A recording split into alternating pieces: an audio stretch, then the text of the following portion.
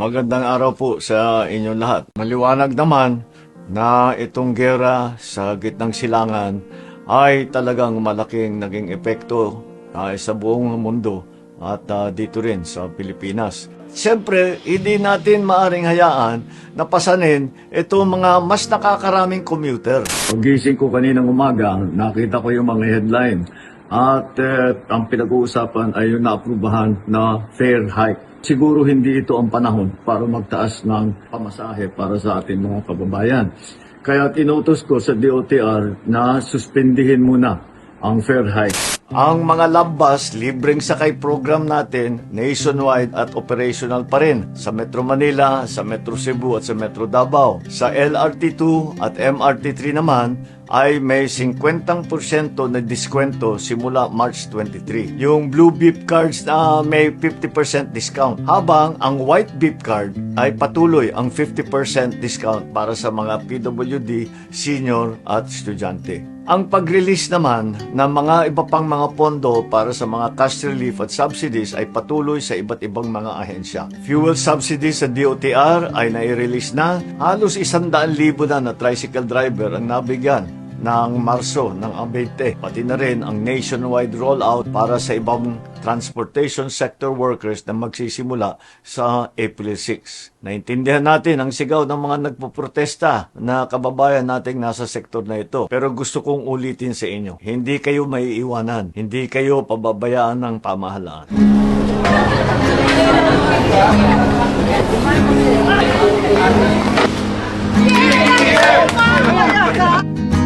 Masusi natin binabantayan ang mga presyo ng mga ibang bilihin. Nung isang araw naman ay sumugod din tayo sa palengke para makita ang presyo ng mga pangunahing bilihin o prime commodities. Sa awa naman ng Diyos, stable pa at walang naman masyadong pag-abuso. Walang nagbebenta ng higit sa suggested retail price. Patuloy tayo makikipag-ugnayan sa ating mga manufacturer ng mga basic commodities na kritikal sa panahon na ito.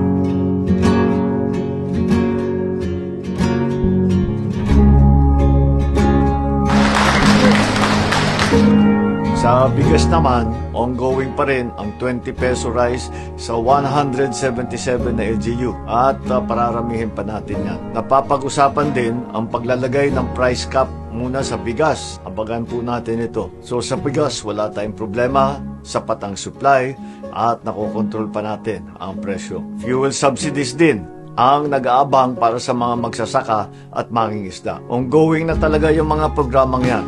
Pero nagpatagdag pa tayo ng 50 million sa mga regional field officers. Ang presyo naman ng fertilizer, ibang usapan po yan dahil petroleum product yan. Nakikipag-usap na tayo sa iba't ibang fertilizer producing countries. Okay pa tayo sa Abril, pero pinaghahandaan na natin ang May to June. Sa supply naman ng kuryente, kinakausap ang mga power generation company upang madagdagan pa ang kapasidad ng ating mga grid sa susunod na 60 days. 23 power project na may kapasidad ng 900 megawatts ang inaasahang mag-o-online para makatulong sa supply. Ongoing din ang koordinasyon sa paggamit ng malampaya natural gas na full capacity para madagdagan naman ang supply natin sa kuryente. Tungkol naman sa supply ng langis, nakikipag-usap na po tayo sa mga bansa na ating mga trade partner gaya ng India. Ngunit sinasama na natin lahat ng mga iba at inalapitan ang China, Japan, Thailand, Brunei, South Korea patungkol sa mga posibleng supply arrangement. Maganda naman ang naging usapan natin, buti na lang at talagang kinakaibigan natin sila at sila ay handang tumulong sa atin.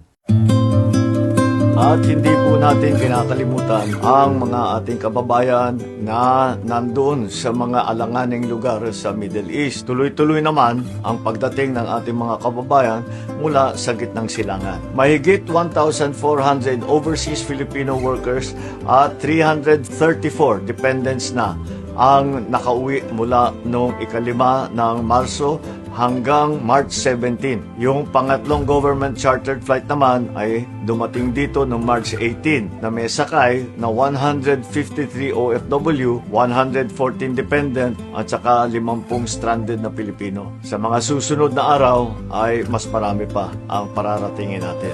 ay marami sa kanila ay uuwi sa Visayas at Mindanao. Kaya tiniyak naman natin na makakapag-hotel muna sila at binubuk natin sila sa mga flight na papunta sa kanilang mga probinsya. Tinitiyak natin na naaalagaan sila ng mabuti. Ngayon ang panahon para magtulungan. Ngayon ang panahon para maipakita natin sa buong mundo ang katangian ng bayanihan na nasa puso ng bawat Pilipino. Bawat isa sa atin ay may magagawa namang paraan para makatulong. Pagtitipid man, pagtulong sa kapwa, o kahit sa pamamahagi ng tamang impormasyon at hindi pagkakalat ng fake news. Huwag naman sana tayong magdagdag pa sa problema. Lahat tayo ay kailangan magtulungan. Alalahanin natin ang pagmamahal natin sa ating mga kababayan. Huwag natin kakalimutan na kapag pinabayaan natin ang isa sa atin, napabayaan na natin ang buong bansa. Asahan naman ninyo na nandito lang ang pamahalaan bilang inyong takbuhan at sandalan. Maraming salamat po. Magandang araw po sa inyo.